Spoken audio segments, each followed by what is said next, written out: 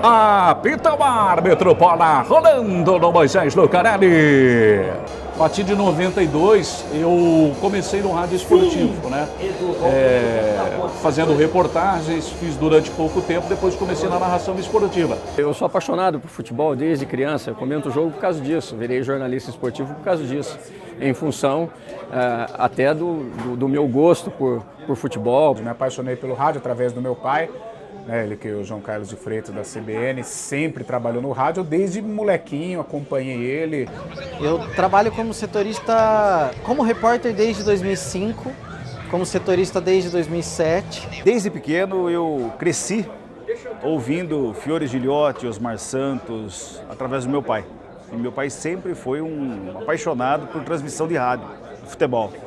E eu cresci ouvindo. Migrei para o rádio, imaginando trabalhar com futebol, que sempre foi o meu sonho, sempre foi o que eu sempre gostei. Acho que todo moleque que gosta de futebol, ou quer ser jogador, ou quer ser presidente do clube que ele torce, enfim, foi a forma de estar inserido nesse meio. Eu tinha 15 anos de idade e narrei um gol que não existiu. A bola bateu na rede por fora e eu gritei gol.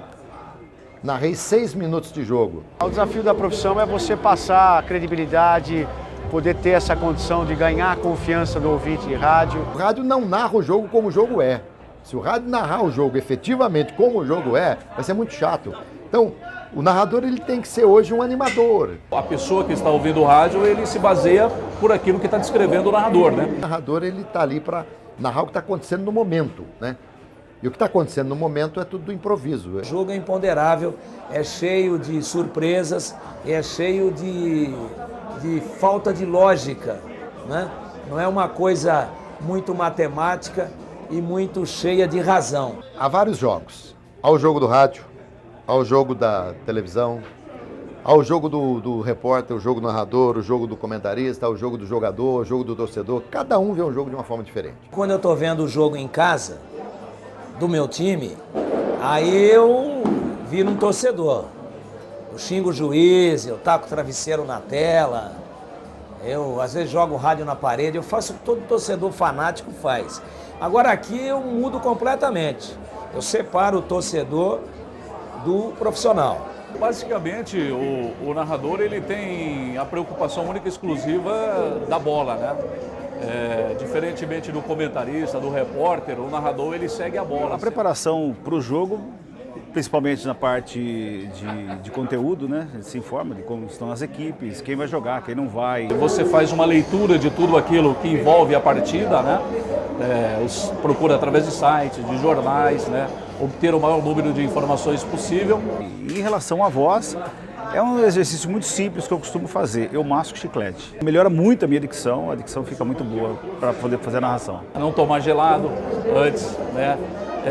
Procurar repousar, porque a garganta, né, ela necessita muito, a gente força muito durante 90 minutos. Por exemplo, no intervalo do jogo eu não como nada e procuro comer pelo menos umas 3 horas antes, para ficar com o estômago mais leve, para ter uma respiração diafragmática melhor e tal. Uma coisa importante na narração é que você tem que ter uma tonalidade que possa atrair quem está do outro lado. Ele faz um exercício, né, através da sua narrativa. Então ele vai, através da sua narrativa, visualizando, digamos assim, o campo, as coisas que acontecem dentro do gramado durante os 90 minutos. A função de comentarista é a seguinte, na minha avaliação, ela é aparentemente a mais tranquila, a menos trabalhosa, mas na prática ela é talvez a mais complicada. Dentro de um clube de futebol, tudo funciona de uma maneira mais tranquila através da vitória, através do resultado positivo. Falar da tática do jogo, a probabilidade do jogo, quem está mais próximo da vitória, quem está mais próximo da derrota, se vai empatar. Contar, às vezes, alguma história de um jogador. Eu procuro estudar, procuro saber pela internet, pelo site do clube, ou mesmo sites esportivos, para saber de todos os jogadores, saber os últimos resultados, como a equipe está ou não, né, como é o treinador. O comentarista acaba tendo uma maior responsabilidade por representar a opinião da equipe. Antigamente era um pouco mais fácil, a gente sabia muito mais dos jogadores porque eles ficavam mais nos times, né? Hoje não. Hoje o camarada fica aqui, daqui 2, 3 meses está no outro time. Então é 100% de improviso. É tentando contar a história do que já passou ou escrever o filme que não foi para a tela ainda. Vai ser no pau da goiaba, vai ser duro, vai ser dramático, vai ser apertadinho. Hoje o jogo começa às 4h10, né? A abertura da jornada 3 horas. E antes existe um pré-jogo, tá? Um bate-papo que começa às 2 horas. Então eu chego 15 para as 2 ou 1h30, por exemplo. Aí eu já chego até para arrumar um pouco, colocar essa parafernália em dia. E entrar na jornada mais tranquilo. Realmente foi um campeonato maravilhoso, pelo menos na primeira fase que o Luverdense fez. A jornada ela começa às 3 horas, aí já com a escalação das duas equipes, com alguma notícia de última hora, com a participação dos repórteres, né? Mas antes, 2 horas, já é mais um bate-papo, mais uma análise dos outros campeonatos, de outros esportes também. É um papo mais abrangente. A jornada já fala especificamente do jogo. O repórter setorista, normalmente, né, de clube e até de política, é o cara designado a sempre estar naquele local. A gente acaba sendo, de certa forma, o porta-voz das notícias do clube para o torcedor. Costumo ficar ali atrás dos gols, sempre trazendo o detalhe daquilo que o narrador muitas vezes não vê aqui da cabine.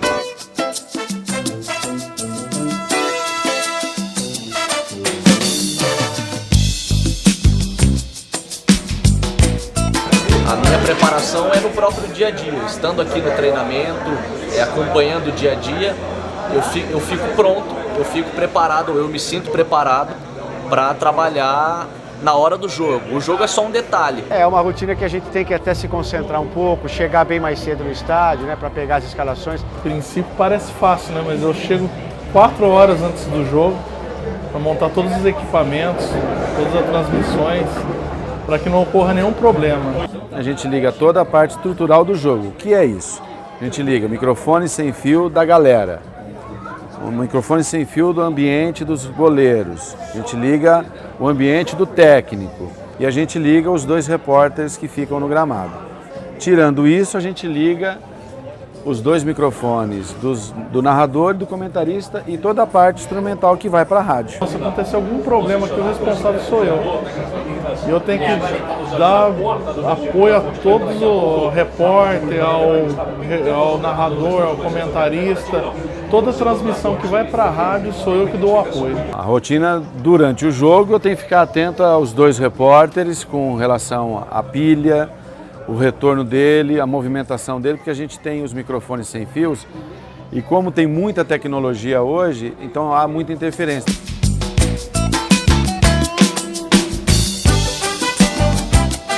Tem que ficar controlando os 2 narradores e o comentarista que tem uma oscilação de áudio. Fico em contato com a técnica lá na rádio, que se eles tiverem alguma ocorrência, eles passam para mim e eu passo para cá. Quando eu comecei, as transmissões no gramado era a cabo, tinha 2 operadores, um fazia gramado, outro fazia cabine. Era uma transmissão via LP, 4 fios, um vai e outro volta.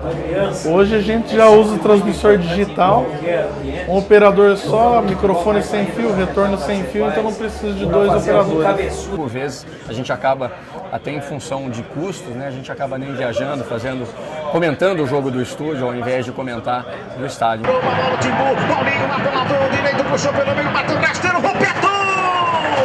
É que no estádio você tem uma visão ampla de todo o campo, de todo o estádio, da torcida, então você tem mais argumentos para a narração. Na televisão, a câmera trabalha fechado, onde está a jogada, então dificulta. Bateu na rede ali, por trás do gol, ela se perde e vai embora, era o Wallace. E tava curtindo uma de ponta direita, tentou fazer o cruzamento, a bola se perdeu, foi embora. Guarani, São Caetano, com Roger Williams, Carlos Eduardo de Freitas. No estádio é bem melhor, no estádio é muito mais gostoso, no estádio você está envolvido, existe um clima diferente. No estúdio até é mais confortável, porém nada como o estádio, né? Você sente o calor da torcida. O rádio, né, ele mudou muito, ele evoluiu como as outras mídias de uma forma geral. Eu ainda acho que o rádio precisa melhorar muito. Nós estamos passando por um período de transição. O rádio tinha uma audiência monstro que não tem hoje. E interessante que tecnicamente o rádio mudou muito pouco. Muito pouco. O mesmo sistema que nós transmitíamos jogos quando eu comecei, é como transmitimos hoje. A televisão avançou demais hoje com praticamente todos os jogos ao vivo, a questão da economia complicada também para os investidores que investem em publicidade no rádio, eu vejo com uma certa preocupação. Acho que o momento do rádio é difícil, mas o rádio é imortal. Eu diria para você que existem muitas coisas que compensam realmente, que são coisas espetaculares que a gente vive nessa profissão. Eu acho que o reconhecimento do torcedor. Quando a gente chega no estádio e muitos torcedores vêm conversar com a gente. Eu acho que essa parte de estar vivenciando os bastidores é o mais legal. Existe muito esse contato nosso com o torcedor, porque como a gente está no meio da torcida, basicamente, a gente fica dentro do gramado, mas a gente passa pela arquibancada, então esse contato com o torcedor é muito direto. É o que há de melhor. O que há de melhor pra gente, que é narrador, a gente que trabalha com futebol, está do lado da torcida, seja a favor, seja contra, mas com o torcedor em campo. Mas o momento auge mesmo é aqui, quando a bola rola, quando sai um gol, né? E você vê o torcedor se emocionando, você vê um estádio lotado. Isso realmente é uma coisa que apaixona. Encostou uma linha ofensiva, pegou na esquerda, lá da grande área, jogou pra dentro, voltou pra...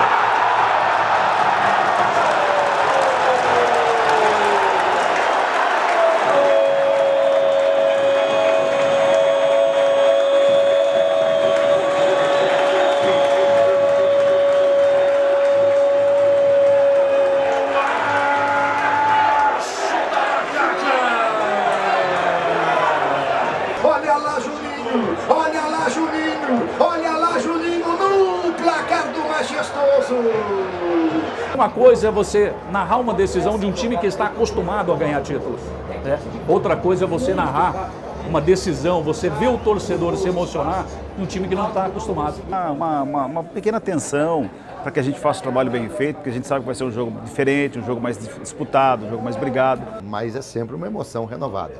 Se você não sentir essa emoção, não sentir esse friozinho, esse algo diferente, significa que está na hora de você parar de fazer.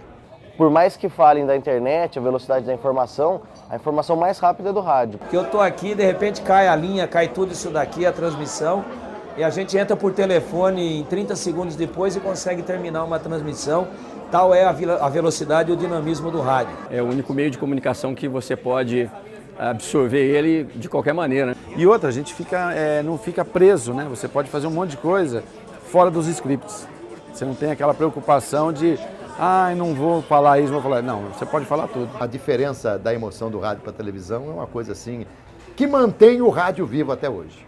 É uma paixão. É minha escola e meu ganha-pão. Um sonho de criança. Eu sempre trabalhei minha vida inteira em rádio. Eu respiro rádio, né? Hoje, para mim, é meu principal trabalho, acima de tudo, com muito prazer e muita satisfação. Sempre participou da minha vida. Eu, desde menino, sempre fui apaixonado por rádio. Então, rádio, para mim, é tudo. É um fascínio saber que eu estou falando aqui, nesse microfone, para milhares de pessoas ao mesmo tempo e elas estão me ouvindo. Só quem tem esse privilégio, essa possibilidade, é que sabe o que isso significa. Eu faria tudo de novo.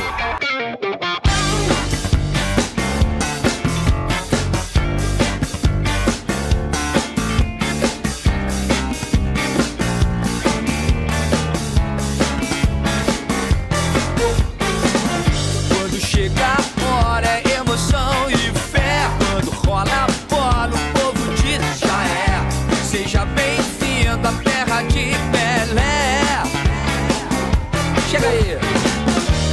Quando a massa entra em campo, não tem pra ninguém, o povo é união. Defesa e ataque, um só coração.